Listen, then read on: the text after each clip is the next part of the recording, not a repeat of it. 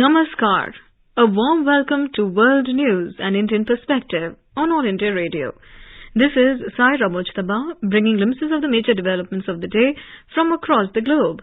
Over the next half an hour, we shall bring you the latest from the world of politics, economy, sports, entertainment and more. The headlines. India to buy Russian crude oil to serve its large population, says Finance Minister Nirmala Sitharaman. Foreign Minister Dr. S. Jaishankar says India considering transport and maritime corridor with Russia. India emerging as a frontline space tech nation, says Union Minister Dr. Jitendra Singh at the G20 Space Economy meeting. France and India start Orion military exercise, Indian Rafale fighter jets to get combat experience.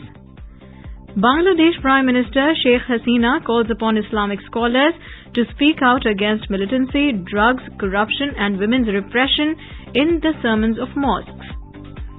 Taliban leader Mullah Abdul Ghani Baradar accuses West for lack of economic and political development in Afghanistan. More than 100 civilians killed in Sudan clashes as army orders dissolution of rival rapid support forces. South Korea, US, Japan hold missile defense drills. North Korea slams America for nuclear blackmail. And Ukraine seeks reopening of grain transit as import bans mount.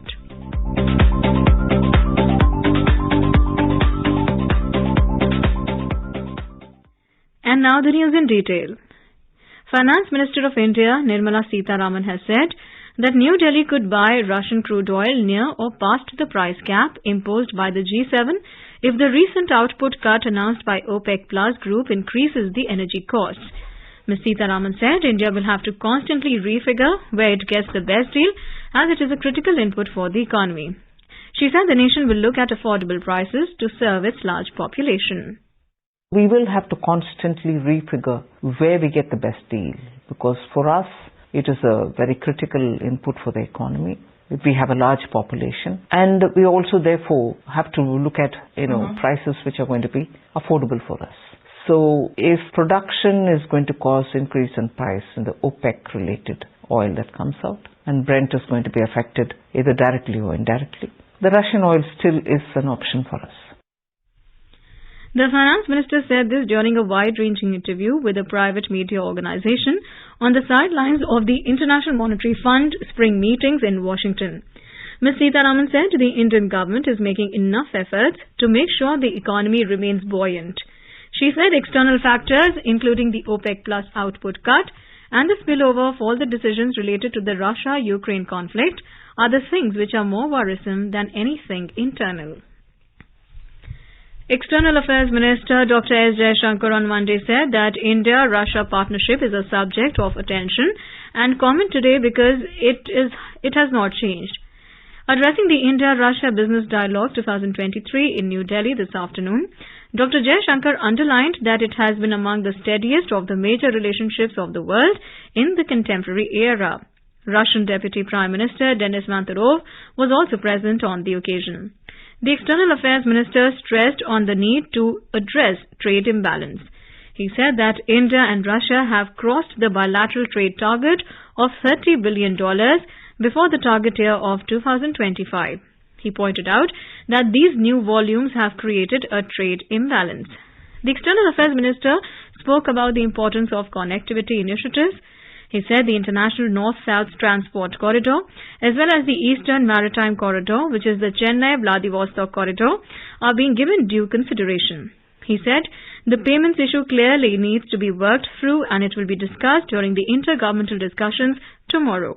He mentioned the expansion of the Correspondent Relationship Network under the scheme of International Trade Settlement in Indian Rupees through Special Rupee Walk-through Account System.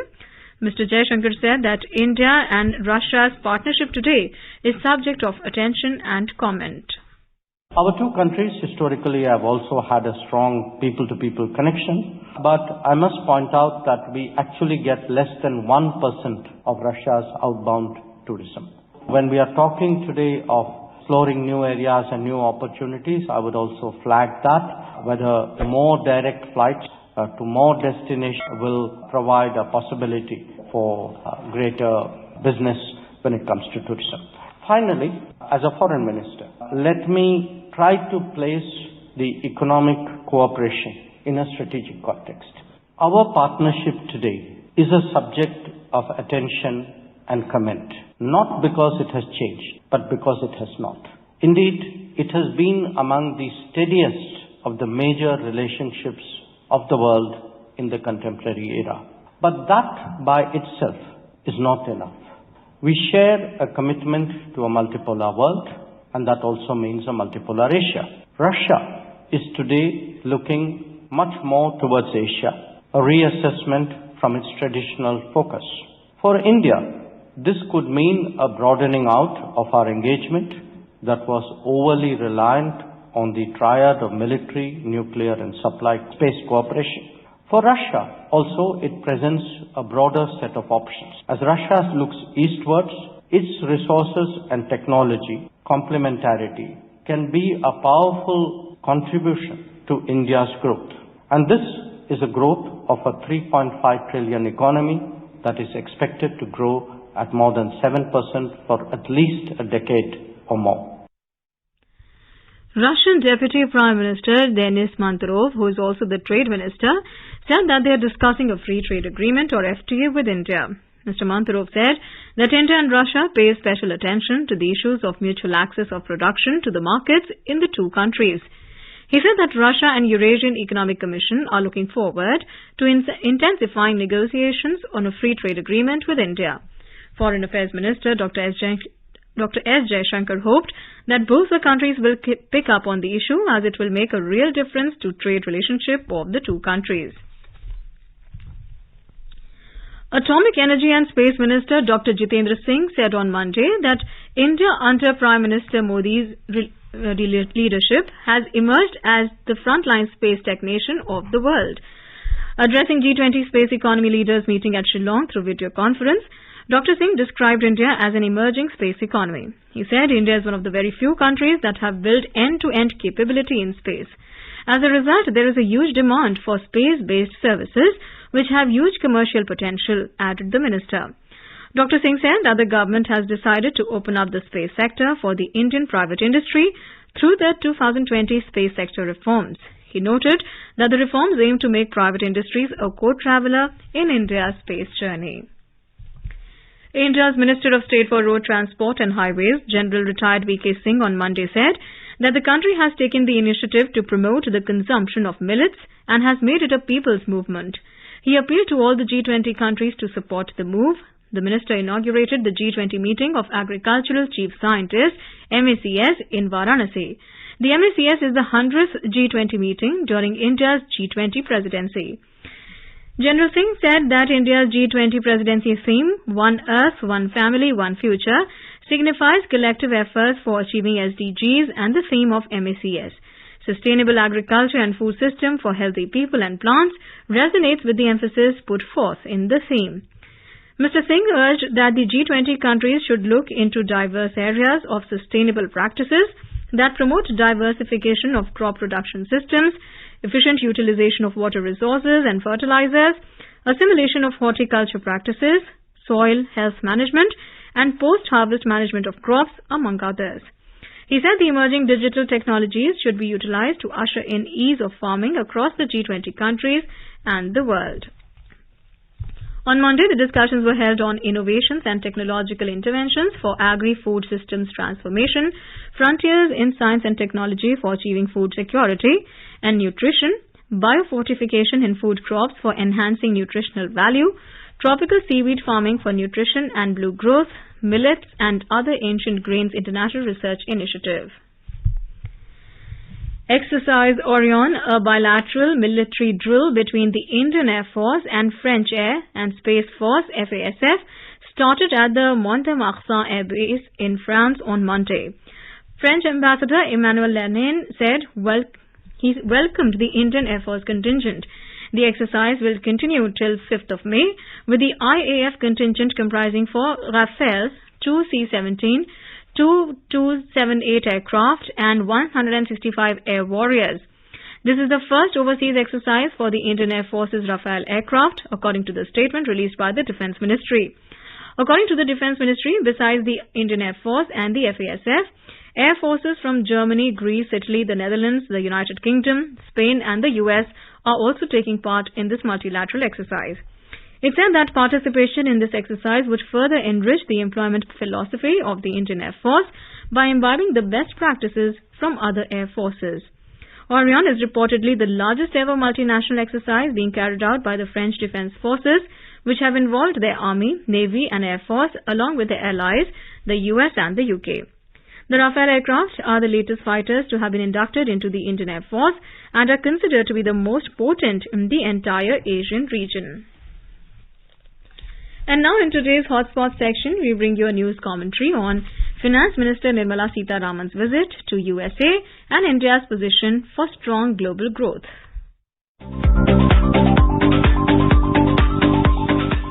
Finance Minister Nirmala Sitharaman visited Washington, D.C. last week to attend the spring annual meetings of the International Monetary Fund, IMF, World Bank. The meeting was attended by finance ministers and central bankers from across the world. The finance minister's visit was crucial in the backdrop of geopolitical risks and uncertainties. The role of fiscal and monetary policies to address the concerns of macroeconomic uncertainties was discussed in the meetings.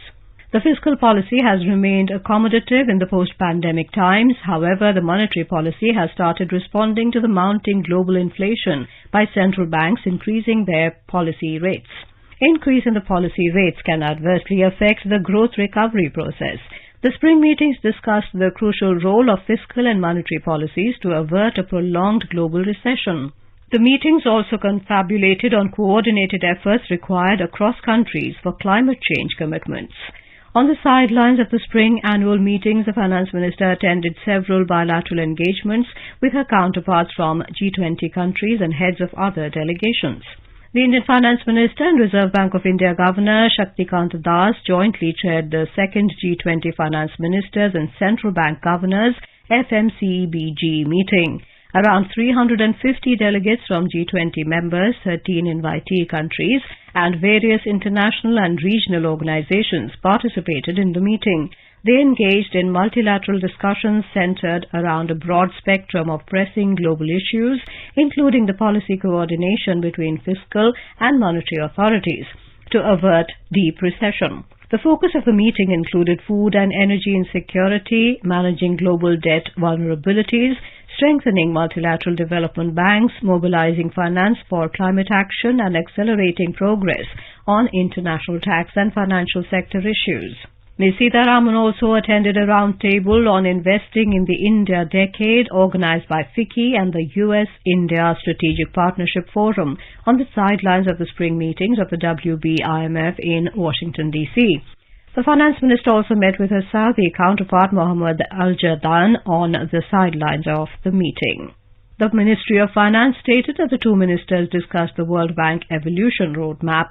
They also discussed the report of the expert group on strengthening the multilateral development banks constituted by India during its G20 presidency. The ministers also talked about global inflation issues, including spillover effects of measures taken on the growth prospects of developing and low-income countries. The urgent need to tackle increasing global debt distress and improving the implementation of the common framework was also part of their discussion. Ms. Sitharaman also addressed a function at Peterson Institute for International Economics in Washington, D.C. She has said that India is focusing on skilling and digitization so that there is greater ease of living, transparency and formalization of the economy. She said India is attractive because of its skilled youth and large domestic market. India is poised for a more important role in the global value chains.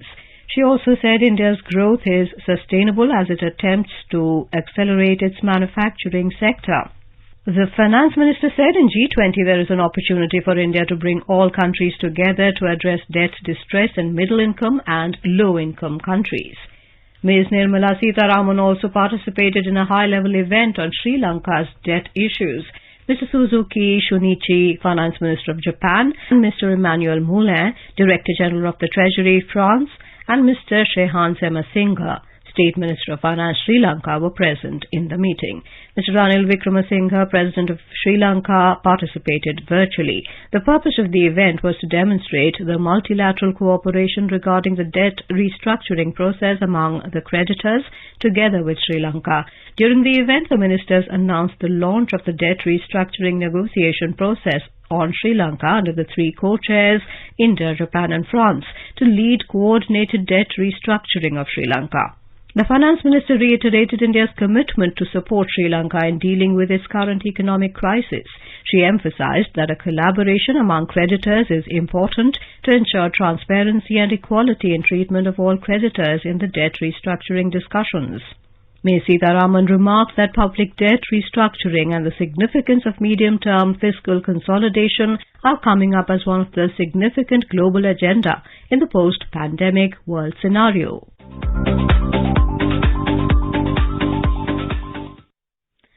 In some more news, Prime Minister Sheikh Hasina has called upon Islamic scholars, including alim, ulema and khatib, to speak out against militancy, drugs, corruption and women's repression in their sermons in the mosque. Inaugurating the 50 new model mosques in the country on Monday, she said people respect mosque authorities and Islamic scholars, and so their words have importance for the people. She called upon the religious scholars to properly teach the children about Islam so that they don't get involved in terrorist activities. Prime Minister Hasina said people engaging in terrorism and militancy tarnish the name of Islam. She said that it is against Islam to attack people of other religions or other sects of Islam. She said Bangladesh is a country of communal harmony and we must be tolerant towards other religions. Prime Minister Hasina said everyone is allowed to practice their religious rituals and everyone has an equal right in Bangladesh. With the inauguration of the 50 new model mosques, Prime Minister Sheikh Hasina has inaugurated a total of 200 such mosques in the country. The government plans to establish 564 model mosques by June next year at an estimated cost of 9,435 crore takas. She had earlier inaugurated 50 mosques each in June 2021, January and March this year. Afghanistan's economic deputy of the Prime Minister, Mullah Abdul Ghani Baradar, has accused the West for the lack of economic and political development in the country. Speaking during the opening ceremony of a commercial and residential center in Kabul, Baradar said the West has affected all countries and they were expelled from Afghanistan in shame and therefore they don't want Afghanistan to progress. Mullah Abdul Ghani Baradar urged traders to return to the country and invest here. According to officials, the Gul Bahar Commercial and Residential Center opened in Kabul is worth $70 million. CEO of the Gul Bahar Commercial and Residential Center, Ghulam Rabbani, said that the project will be completed by 2026. Afghanistan's Chamber of Commerce and Investment said that if proper opportunities are provided to businessmen, they will invest in various sectors in the country. Mullah Abdul Ghani Baradar assured traders of the country that in any situation it will deal with their challenges and ensure the safety of lives and property. This is All India Radio giving you the world news. Welcome back. Sudan's army appeared to gain the upper hand on Sunday in a bloody power struggle with rival paramilitary forces, pounding their bases with airstrikes, witnesses said, and over 100 civilians were killed, including 3 UN workers, and more than 600 have been injured so far. Sudan's army chief has branded the Rapid Support Forces RSF a rebellious group and ordered it to be dissolved as the paramilitary group continued battling the army in the capital and across the country for the third consecutive day. The fighting erupted on Saturday between army units loyal to General Abdel Fattah al-Burhan, head of Sudan's Transitional Governing Sovereign Council, and the paramilitary RSF led by General Muhammad Hamdan Dagalo, known as Hamati, who is the deputy head of the council. It was the first such outbreak since both joined forces to oust veteran Islamist autocrat Omar Hassan al-Bashir in 2019 and was sparked by a disagreement over the integration of the RSF into the military as part of a transition towards civilian rule. Burhan and Hamati agreed a 3-hour pause in fighting to allow humanitarian evacuations proposed by the United Nations, the UN mission in Sudan, said, but the deal was widely ignored after a brief period of relative calm. The United States, China, Russia, Egypt, Saudi Arabia, the UN Security Council, European Union and African Union have appealed for a quick end to the hostilities that threaten to worsen instability in an already volatile wider region. The eruption of fighting over the weekend followed rising tensions over RSF's integration into the military. Discord over the timetable for that has delayed the signing of an internationally backed agreement with political parties on a transition to democracy after a 2021 military coup. The UN World Food Programme said it had temporarily halted all operations in hunger-stricken areas of Sudan after 3 Sudanese employees were killed during fighting in North Darfur and a WFP plane was hit during a gun battle at Khartoum airport. UN Secretary-General Antonio Guterres condemned the killings and called for accountability. Meanwhile, the External Affairs Ministry of India has set up a control room to assist Indian citizens in Sudan in view of the current situation in the country. Ministry spokesperson Arindam Bagchi said in a tweet that the control room will provide information and assistance. The 24/7 toll-free helpline numbers are 1800118797 and 911123012113, 911123011104 and 911123017905. Amid increasing threat from North Korea, South Korea, the United States and Japan held a joint naval missile North defense exercises on Monday. The defense exercise is aimed at improving their responses to North Korean threats. On the other hand, North Korea has accused Washington of ramping up nuclear blackmail with military drills. The exercise comes after North Korea tested a new solid-fuel intercontinental ballistic missile ICBM on Friday.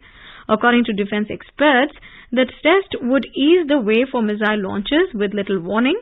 Reacting to the trilateral military drill, the Vice President of the North Korean ruling party's Central Military Commission, Ri Pyong-chol, issued a statement criticizing the U.S. for calling a UN Security Council meeting over its ICBM test.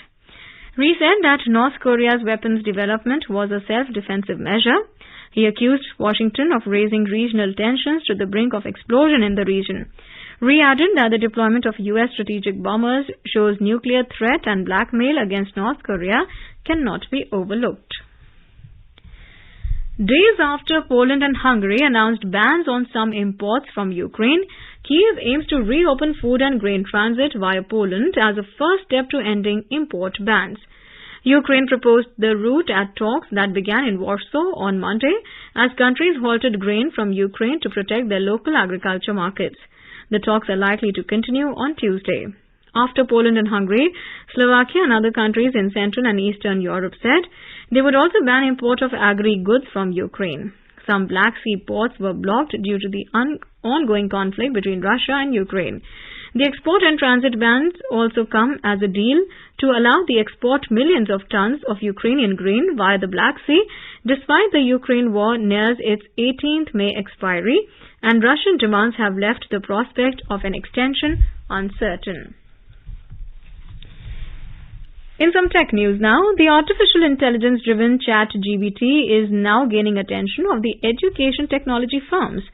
ChatGPT has already been popular among students who use it to solve questions and find answers to their daily curiosity. While some schools in the US have already blocked access to ChatGPT, the US-based educational software maker Sheikh Inc. has announced incorporation of the artificial intelligence into its programs.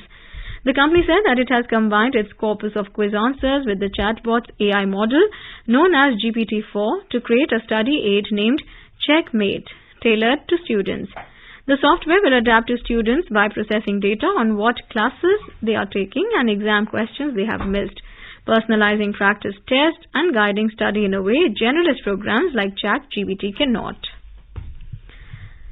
The UAE continues to be the second most important export destination for India, according to annual trade figures released by the Ministry of Commerce, Government of India. The US and the UAE retained the first and second places, respectively, in this category during the financial year 2022-23, the ministry's figures showed. The figures for the year were released a fortnight after the new year began. They showed that India's overall exports of merchandise and services rose by 6% during the financial year that got over at the end of last month. The Netherlands rose to the third place in this category during the same period, replacing China. The importance of the Netherlands was owed to a high level of refined petroleum products through maritime nations last year. The ministry simultaneously released India's trade figures for March 2023 soon after the month ended. It showed the UAE in second place after the US among India's export destinations.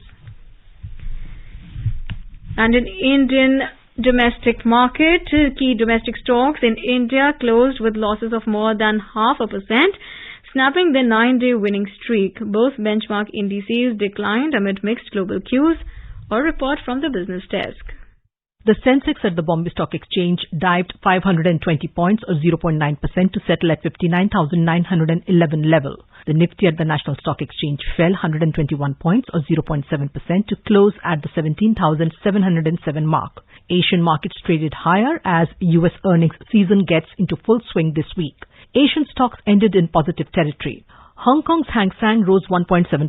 China's Shanghai Composite gained 1.4%, while Singapore's Straits Times Index added 0.5%. South Korea's Kospi Index added 0.2%, while Japan's Nikkei was trading flat in positive territory. However, European markets were trading mixed in intraday trade. Oil prices were steady as investors eyed Chinese economic data for signs of demand recovery in the world's second largest oil consumer.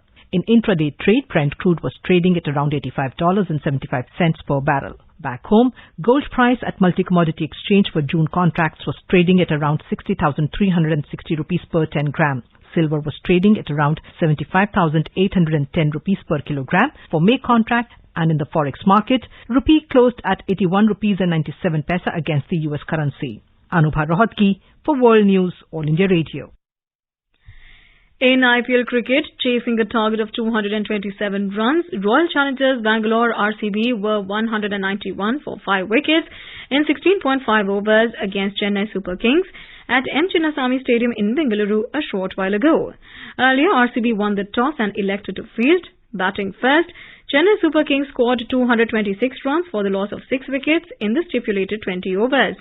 For Chennai, Devon Conway scored a blistering half-century as he amassed 83 runs off just 45 balls, while Shivam Dubey smashed 52 runs in 27 balls. And now let's take a look at the major developments around the world as reported in the foreign press. The Guardian writes, Lavrov's Brazil visit highlights Lula's neutral foreign policy despite US dismay. The New York Times reports Airbus and Air France acquitted over 2009 Rio-Paris crash. The Globe and Mail reports Fox News defamation trial delayed, network pursues settlement talks. The Straits Times writes SpaceX Starship world's biggest rocket set for first test flight. The Wall Street Journal reports China's Xi Jinping seeks to shake transatlantic solidarity with flurry of diplomacy. The Business Recorder writes confrontation between Pakistan Supreme Court, government deepens after National Assembly approves summary on non-provision of election funds. Financial Times reports Chinese property prices rise ahead of first quarter GDP release, and the Japan Times reports Moderna Merck cancer vaccine plus Keytruda delays recurrence of skin cancer. And now a quick look at the headlines once again. India to buy Russian crude oil to serve its large population, says Finance Minister Nirmala Sitharaman. Foreign Minister Dr. S. Jaishankar says India considering transport and maritime corridor with Russia. India emerging as a frontline space tech nation, says Union Minister Dr. Jitendra Singh at G20 Space Economy meeting. France and India start Orion military exercise, Indian Rafale fighter jets to get combat experience. Bangladesh Prime Minister Sheikh Hasina calls upon Islamic scholars to speak out against militancy, drugs, corruption and women's repression in mosque sermons. Taliban leader Mullah Abdul Ghani Baradar accuses West for lack of economic and political development in Afghanistan. More than 100 civilians killed in Sudan clashes as army orders dissolution of rival rapid support forces. South Korea, US, Japan hold missile defense drills. North Korea slams America for nuclear blackmail. And Ukraine seeks reopening of grain transit as import bans mount. And now before we end, let us listen to Mahatma Gandhi's favorite bhajan, Vaishnav Jan, by artists from Tonga.